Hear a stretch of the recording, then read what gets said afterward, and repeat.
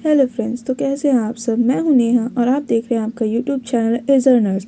यहाँ पर आपको सारी की सारी बीकॉम ऑनर्स एंड बीकॉम की कॉन्सेप्चुअल वीडियोस मिल जाएंगी। तो प्लीज़ सब्सक्राइब करें और साथ में अपने दोस्तों को भी शेयर करें ताकि इस सेमेस्टर और अपकमिंग सेमेस्टर में भी आपकी हेल्प हो सके। So today will talk about chapter 7 जो कि हमारा financial statements of non for profit organisation है। ठीक है, ये हमारा नॉन फॉर प्रॉफिट ऑर्गेनाइजेशन क्या चीज़ है। देखो, जितने भी हमने बिजनेस पढ़े हैं उसमें हमारे सोल प्रोप्राइटरशिप, पार्टनरशिप, कंपनीज, ये सारे हमारे उनका फर्स्ट मोटिव क्या होता है, प्रॉफिट मोटिव होता है।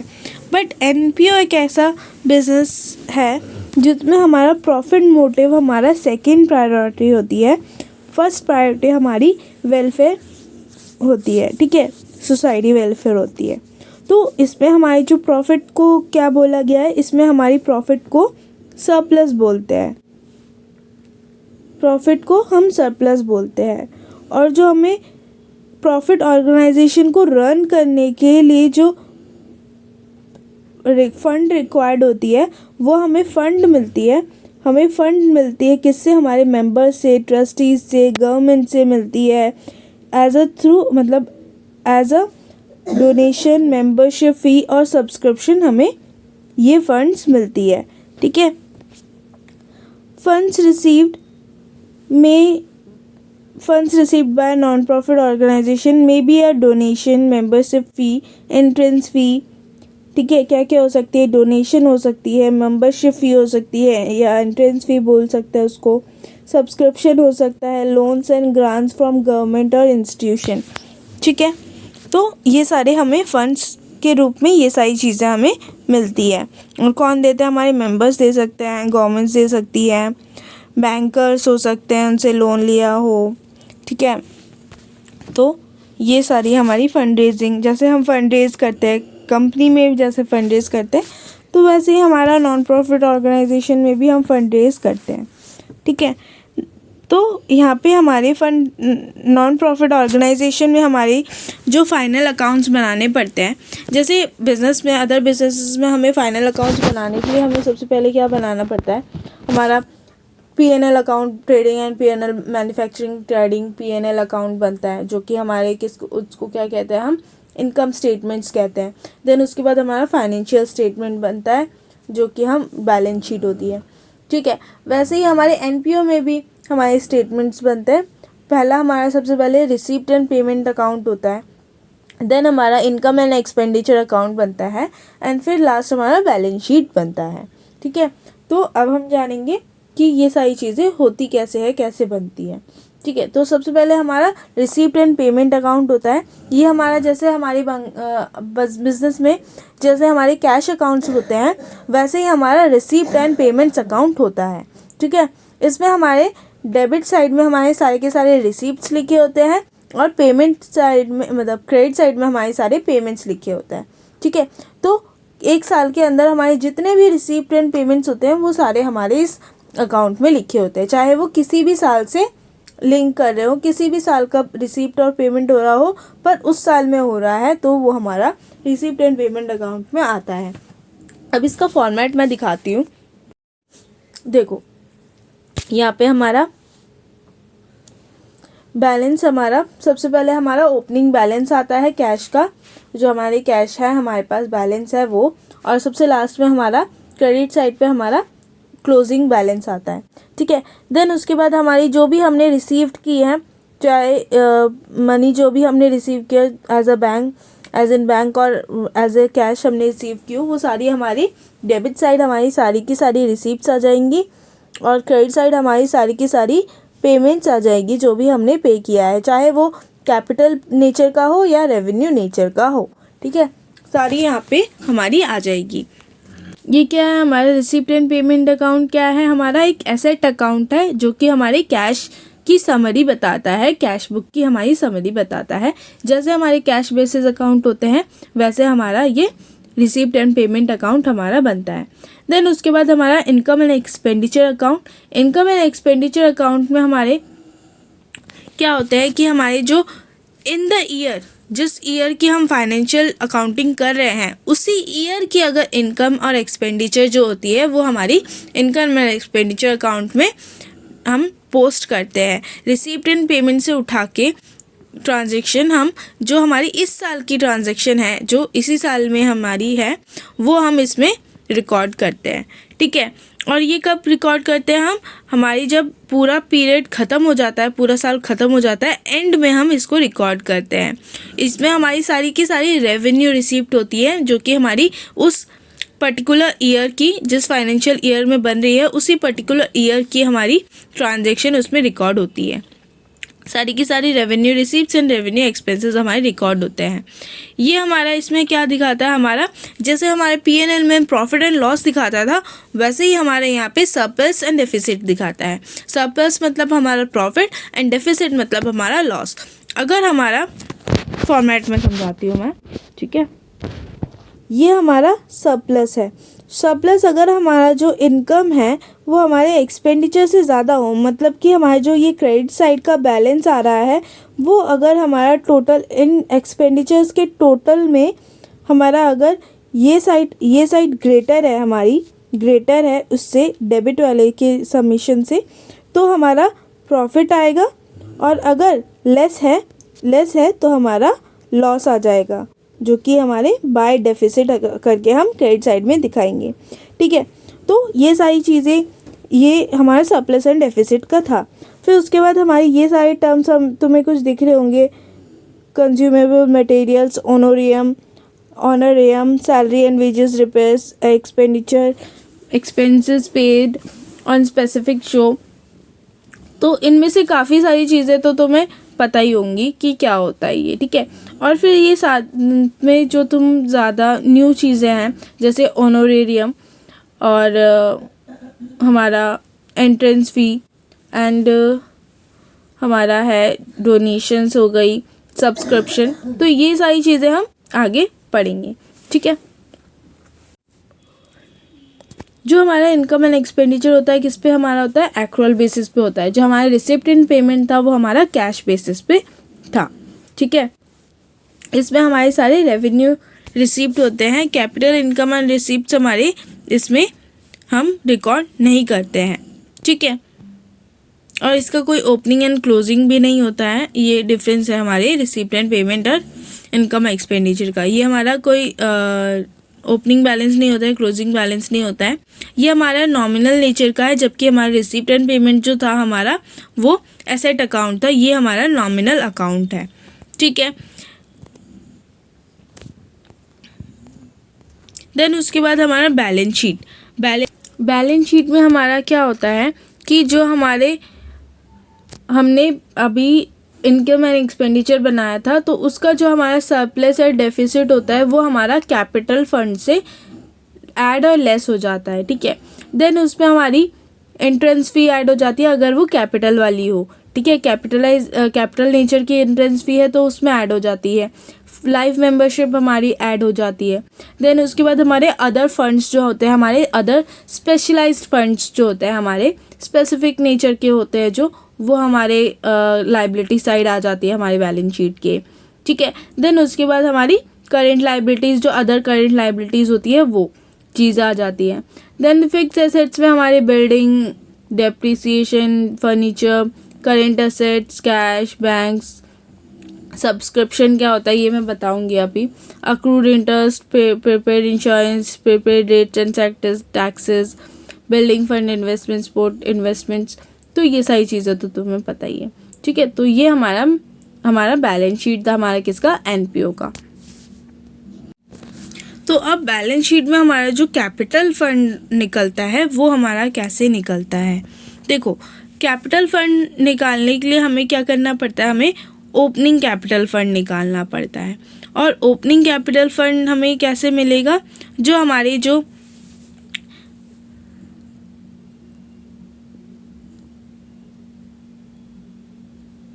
ओपनिंग कैपिटल फंड हमारा निकलेगा, जो हमारी जो बैलेंस शीट थी, हमें बैलेंस शीट बनानी है और वो बनाने का at the beginning of the year हमें बैलेंस शीट बनानी है।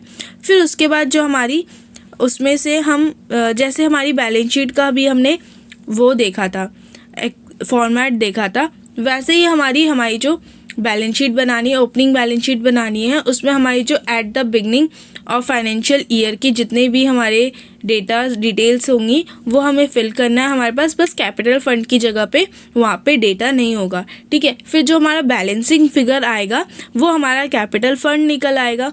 फिर वो बैलेंसिंग फिगर हमें उसका क्या करना है, हमें जो अभी करंट बैलेंस शीट बना रहे हैं उसमें हमें उसको ट्रांसफ़र करना है, ठीक है। तो वो हमारा कैपिटल फंड हमारा ऐसे निकलता है, ठीक है। फिर उसके बाद हमें वैल्यू ऑफ फिक्स एसेट पता करना होता है। वो कैसे हम पता करते हैं, वो तो हम रिसीप्ट एंड पेमेंट अकाउंट देखेंगे कि हमने कोई फर्दर परचेज तो नहीं की है फिक्स एसेट। और हम इनकम एंड एक्सपेंडिचर अकाउंट देखेंगे कि अगर हमने कोई हमारी जो एसेट्स हमने बेची है तो उस पर कोई लॉस या फिर गेन हुआ है वो हमारी इनकम एंड एक्सपेंडिचर अकाउंट में हमें मिलेगा, ठीक है। देन उसके बाद हमारा लोन हमने कहीं से लिया है तो वो हमारी बैलेंस शीट में आएगी। एडवांसेस, वैल्यू ऑफ इन्वेस्टमेंट हम देखेंगे। Adjustment related to expenses and incomes, तो एडजस्टमेंट ये मैं बताऊंगी, ठीक है। ये हमारी एडजस्टमेंट रिलेटेड जो होती है वो हमारी जब इनकम जो हमारे फिर नेक्स्ट 5th पॉइंट है हमारा adjustment related to expenses and income. इसमें हमारी क्या होते हैं, जो हमने इनकम एंड एक्सपेंडिचर बनाया तो उसमें हमें कुछ हमारी रिसिप्ट एंड पेमेंट तो में तो हम जो पे करते हैं और रिसीव करते हैं वो, पर जब हम investment income and expenditure account बनाते हैं तो उसमें हमारे कुछ आउटस्टैंडिंग एक्सपेंसेस होती है, आउटस्टैंडिंग इनकम्स होती है जो हमारी अनअक्रूड इनकम्स कहते हैं हमें, और प्रीपेड एक्सपेंसेस होती है और कुछ एक्रूड इनकम्स होती है, ठीक है। तो वो भी हमारी बैलेंस शीट में आती है। देन उसके बाद लाइबिलिटीज़ होती है, कैश एंड बैंक बैलेंस होता है, सरप्लस एंड डेफिसिट हम कैपिटल फंड में ऐड करते हैं, ठीक है।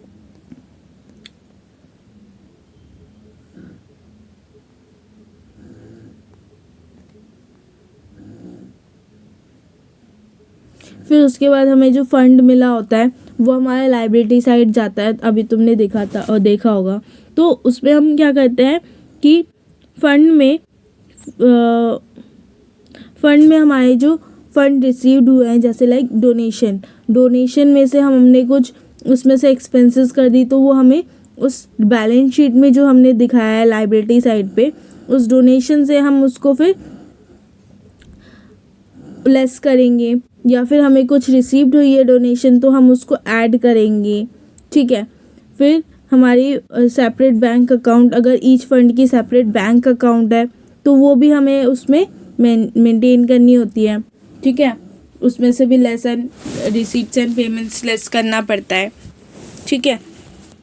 देन उसके बाद हमने जो स्पेसिफिक फ़ंड की बनाई थी उसमें से अगर हम कोई एक्सपेंसेस कर रहे हैं तो वो हमें लेस करना पड़ता है उस बैलेंस शीट वाली साइड से। कुछ फर्दर इंक्लूड किया है तो वो हमें ऐड करना पड़ता है, ठीक है। और उससे कोई एसेट क्रिएट हो रही है तो उस एसेट में अगर देखो, फिर उसके बाद अगर उससे कोई एसेट क्रिएट हो रही है तो क्या होगा, वो लाइबिलिटी साइड से वहाँ से लेस हो जाएगा और फिर एसेट साइड में हमारा वो ऐड हो जाएगा, ठीक है। जैसे बिल्डिंग फंड होता है तो बिल्डिंग फंड में हमने अगर वो बिल्डिंग फॉर्म हो गई है, पूरी फॉर्म्ड हो गई है तो वो बिल्डिंग फंड से लेस हो जाएगा उतना अमाउंट, और बिल्डिंग एसेट्स में हमारा बिल्डिंग में ऐड हो जाएगा वो अमाउंट, ठीक है।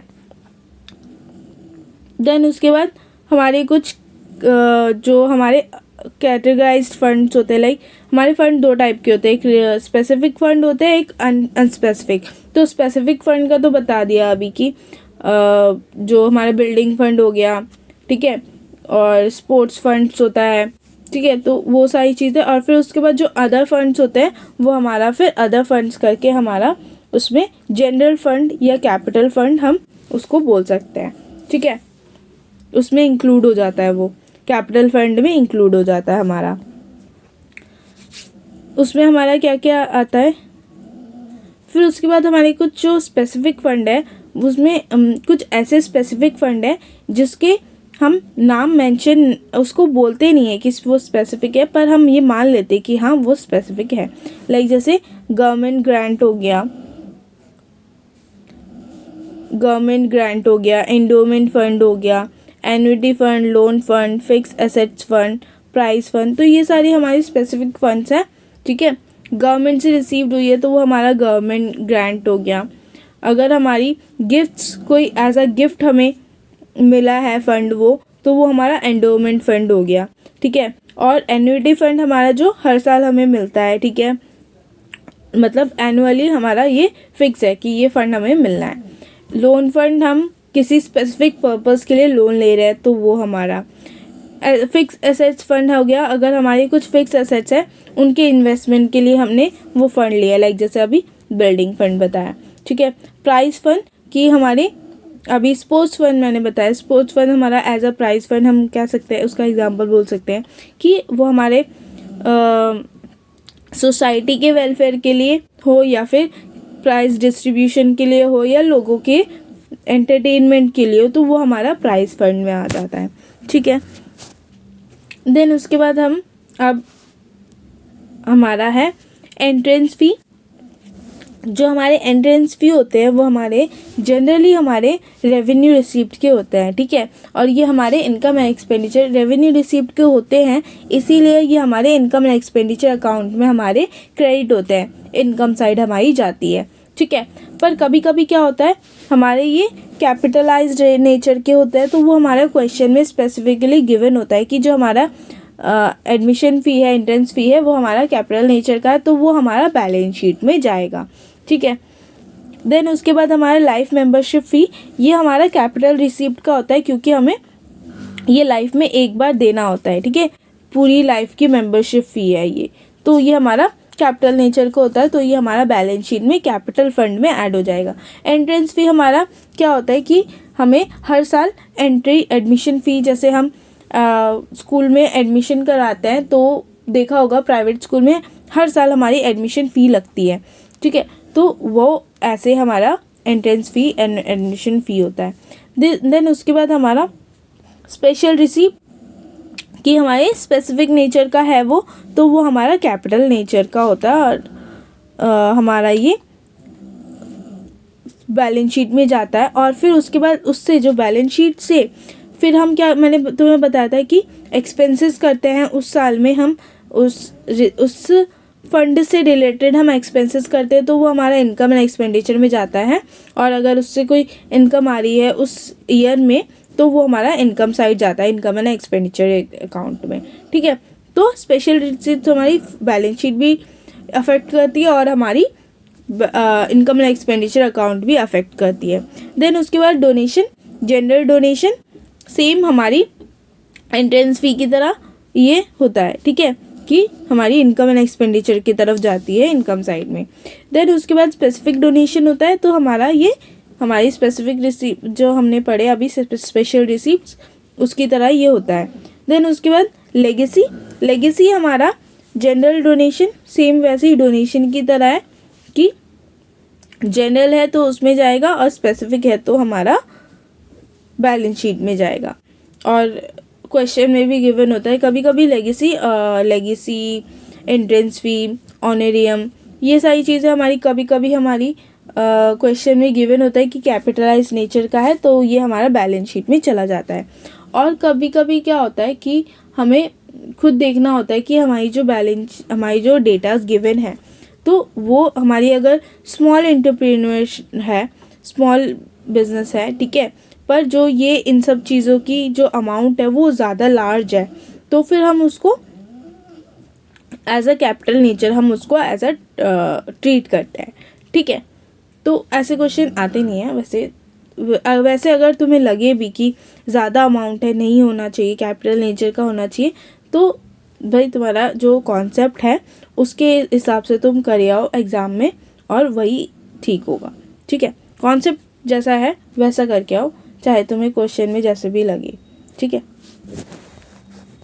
देन उसके बाद हमारा sale of use sport material, ये होता है कि हमारी जो इनकम एंड एक्सपेंडिचर होता है ना, इनकम एंड एक्सपेंडिचर में हमें मटेरियल कंज्यूम्ड हमें थ्रू आउट द ईयर हमने कितना मटेरियल कंज्यूम किया है वो हमें इनकम एंड एक्सपेंडिचर में शो करना पड़ता है।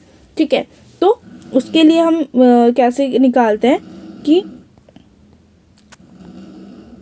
स्टॉक ऑफ स्पोर्ट्स मटेरियल जो होता है हमारे असेट साइड में हमें पास पहले से गिवन होता है।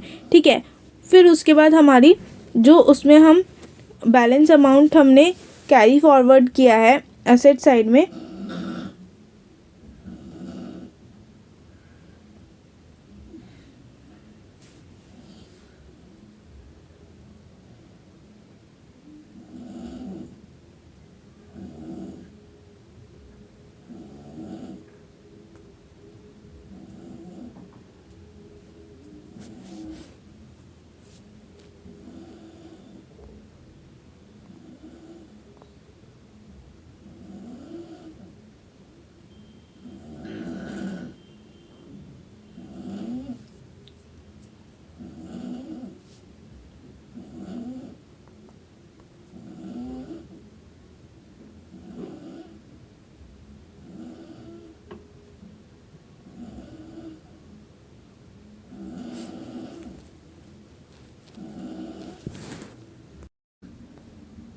देन उसके बाद हमारा सिक्स्थ है sale of use sport material, कि हमने अगर कोई मटेरियल है वो हमने सेल करी है तो उसका क्या ट्रीटमेंट होगा।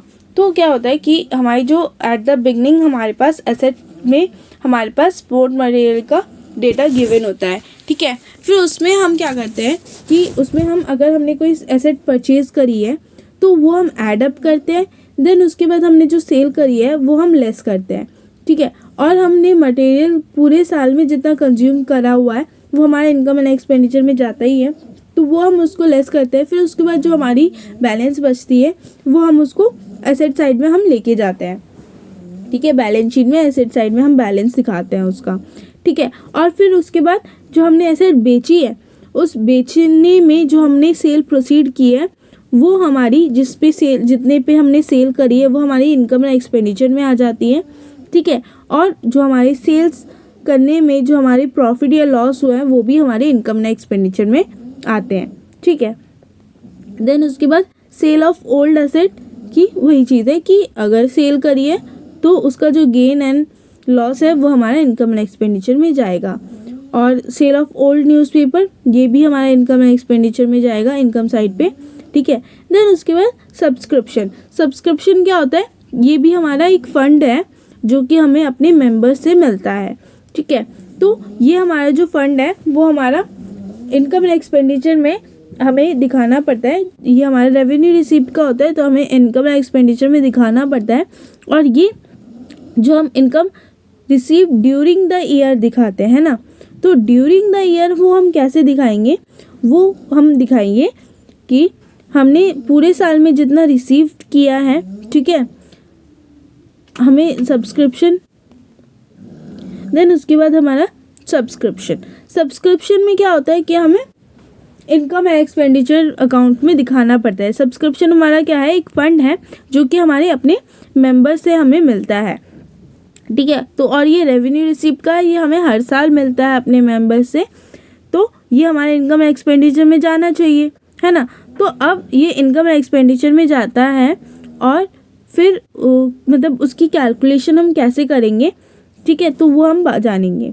तो उसकी कैलकुलेशन हमें क्या करनी पड़ती है, हमें ऑफ द ईयर सब्सक्रिप्शन हमें इनकम एंड एक्सपेंडिचर में डालना है। ठीक है, और जब हम उस साल में जितना रिसीव करें, ज़रूरी तो नहीं कि वो उसी साल का हम पूरा का पूरा रिसीव कर रहे हैं, क्या पता हमने कुछ मेंबर्स ने आउटस्टैंडिंग कर दी हो कि अभी हम नहीं दे सकते, हम बाद में दे देंगे, या फिर पहले का आउटस्टैंडिंग बचा हुआ हो वो अभी पे कर रहे हो कुछ मेंबर्स, है ना। तो वो हमें कैलकुलेट करना है। तो सबसे पहले हमें क्या, हमारे पास डेटे में गिवन है कि इस साल में हमें पूरा का पूरा सब्सक्रिप्शन मिला कितना है। ठीक है, वो गिवन होगा। फिर उसके बाद हमें गिवन होगा कि हमें बिगनिंग में, ईयर के बिगनिंग में हमारा कितना एडवांस मिला था और कितना आउटस्टैंडिंग था। ठीक है, तो जो हमारा एट द बिगनिंग वाला जो हमारा आउटस्टैंडिंग है वो हम लेस करेंगे, क्योंकि हमारा वो क्या था, पिछले साल का सब्सक्रिप्शन था जो कि हमें इस साल मिल सकता है ना, तो उसको हम लेस करेंगे। फिर उसके बाद हमने जो एडवांस मिला था हमें बिगनिंग में वो हम ऐड करेंगे। क्यों? क्योंकि वो हमारा इस साल का सब्सक्रिप्शन है और हमें वो पहले ही मिल चुका है, तो हम इस साल में ही ऐड करेंगे उसको, ठीक है। और फिर उसके बाद हमारा जो एट द एंड में हमारा अगर कोई सब्सक्रिप्शन है जो कि आउटस्टैंडिंग रह गया है, तो वो हमारा सब्सक्रिप्शन क्या है, वो हमारा इस साल का सब्सक्रिप्शन है, तो हमें इस साल में उसको ऐड करना है, ठीक है। और फिर उसके बाद अगर हमारा पिछले साल का अगले साल का हमें सब्सक्रिप्शन एडवांस में रिसीव हो गया है at the end of the current year वाला जो सब्सक्रिप्शन इन एडवांस है, उसको हम क्या करेंगे, हम उसको लेस करेंगे, क्योंकि वो हमारा इस साल का नहीं है, वो हमारे अगले साल का है, ठीक है।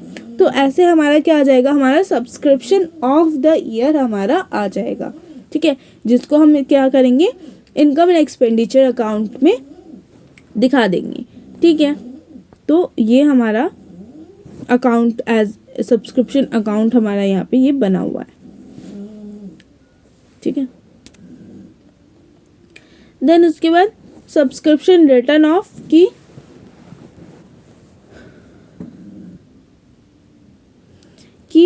सब्सक्रिप्शन रिटर्न ऑफ क्या है कि अगर हमारा जो सब्सक्रिप्शन हमें नहीं मिला है उसको राइट ऑफ कैसे करना है, तो उसका अकाउंट बन जाता है। फिर उसमें हम अकाउंट खोलते हैं, क्या, सब्सक्रिप्शन रिटर्न ऑफ अकाउंट खोलते हैं और उसको debit subscription return of account debit to subscription account हम क्रेडिट करते हैं, ठीक है।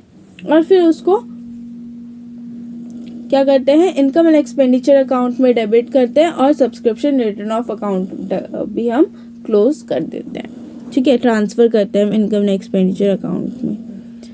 ये वैसे करते नहीं हैं, ये अगर क्वेश्चन में ऐसा बोला है, रिटर्न ऑफ करने बोला है तो करते हैं, वैसे ऐसे क्वेश्चन आते भी नहीं हैं, ठीक है। देन उसके बाद हमारा ऑनोरियम। ऑनोरियम क्या है, ये हमारे जो कस्टमर होते हैं, ये हमारे जो होते हैं, हमारे जो मेंबर्स होते हैं, वो अगर खुद से देना चाहे एज अ ग्रैटिट्यूड, हम हमारी सर्विसेज के लिए वो एज अ ग्रैटिट्यूड अगर हमें पे करना चाहे तो वो हमारा ऑनोरियम होता है, ठीक है। तो ये हमारी वो उनकी खुद की इच्छा से होता है, तो ये हमारा कोई कैपिटल नेचर का नहीं है, क्योंकि कैपिटल नेचर क्या होता है कि वो ऐसी चीज़ें जो कि हमारे वो बहुत सालों तक हमारी मदद करेगी, ठीक है। तो ऑनोरियम जो होता है वो हमारा, इस पे कोई कमांड नहीं होता है इस पे फंड पे, तो ये हमारा वॉलेंटरी होता है। तो हमारा क्या इसमें जाता है, हमारा इनकम एंड एक्सपेंडिचर अकाउंट में जाता है।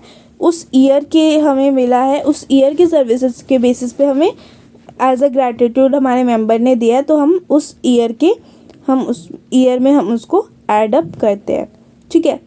देन उसके बाद हमारा रेवेन्यू एक्सपेंसेस होती है, तो वो हमारी इनकम एंड एक्सपेंडिचर में जाती है। रेवेन्यू रिसीप्ट होती है हमारे, तो इनकम एंड एक्सपेंडिचर में जाती है। कैपिटल एक्सपेंस होती है तो हमारी बैलेंस शीट में जाती है, और कैपिटल रिसीप्ट होती है तो हमारी बैलेंस शीट में जाती है। कॉस्ट ऑफ गुड्स कंज्यूम की, जैसे मैंने बताया था कि मटेरियल जो द एसेट्स कंज्यूम वाला हमारा इनकम एंड एक्सपेंडिचर में जाता है कि थ्रू आउट द ईयर हमने कितना एसेट कंज्यूम किया है, वैसे ही हमारा कॉस्ट ऑफ गुड्स कंज्यूम भी हमारा इनकम एंड एक्सपेंडिचर में हमें दिखाना पड़ता है, ठीक है। और फिर उसके बाद बैलेंस शीट में जो बैलेंस होता है वो हमारा क्लोजिंग स्टॉक में हमारी बैलेंस शीट में चला जाता है। इसकी कैसे कैलकुलेशन, यहाँ पे देखो, ये सेम कैलकुलेशन हमारे किस में, हमारे मटेरियल यूज्ड में भी यही सेम कैलकुलेशन लगेगी। तो उसके लिए हमारे क्या होगा, ओपनिंग स्टॉक हमें करना है, लिखना है, फिर उसमें हम ऐड करना है क्या, परचेजेस ऐड करने हैं, लेस करना है हमारी क्लोजिंग स्टॉक। तो क्या होगा, हमारे पास हमारी गुड्स कंज्यूम्ड आ जाएगी हमारी ईयर की, ठीक है, जिसको हम क्या करेंगे, इनकम एंड एक्सपेंडिचर अकाउंट में पोस्ट कर देंगे। देन उसके बाद हमारा लास्ट है कि कैसे हम फाइनल अकाउंट्स प्रिपेयर करते हो, तो उसके स्टेप्स क्या है। सबसे पहले हमें क्या करना है, ओपनिंग फंड कैपिटल निकालना है, जो कि मैंने तुम्हें बताया था क्या, कि हमारी जो बैलेंस शीट होती है उसमें से हमें बैलेंस शीट में से हमें capital fund, opening capital fund निकालना है। कैसे, हमारी हमारे पास क्या गिवन है, बैलेंस शीट बनाना है, एक्सट्रैक्ट बैलेंस शीट बनाना है, जो कि हमारे डिटेल्स डालेंगे हम किसकी, ईयर के बिगनिंग के। ठीक है, तो हमारे पास रिसीप्ट एंड पेमेंट से हमारा ओपनिंग बैलेंस निकल आएगा। देन उसके बाद हमारे पास एसेट्स एंड लायबिलिटीज़ के इन्फोस गिवन होंगे।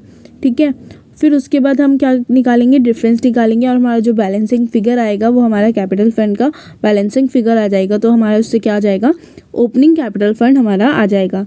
देन उसके बाद सेकेंड स्टेप है हमारा कि क्या करना है, हमें incomes receipt and payment account से हमारी इनकम हमें निकालनी है, जो कि हमें हमारी इनकम एंड एक्सपेंडिचर अकाउंट में हमें क्रेडिट करनी है।